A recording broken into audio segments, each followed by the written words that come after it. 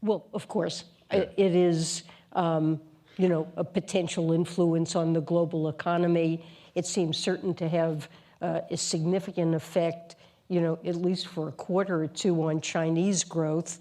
And China is such a significant piece of the global economy that's bound to have spillovers. There remains an enormous amount of uncertainty about what will happen with the coronavirus, whether it'll be contained.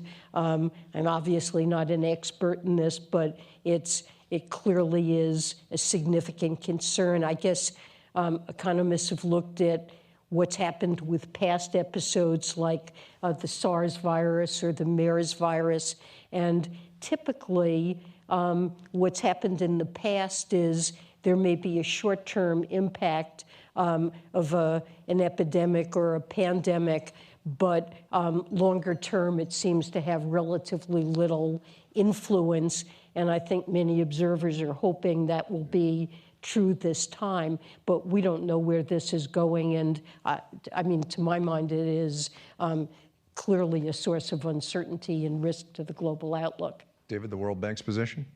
Yeah, so there'll be a lowering of forecasts for at least the first part of 2020, in part due to China, but in part due to the supply chains. To give you an example, a lot of Chinese goods come out to the rest of the world in the belly of aircraft that are carrying passengers. So as you cut down on passenger flights, you need to adjust the supply chains in order to get the goods out to make the products that the whole world economy is operating on, and vice versa. They go back in to China that same way. It's the world's biggest economy.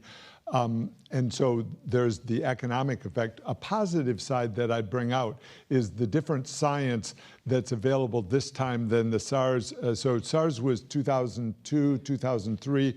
China hadn't released the virus to allow scientists to look at it.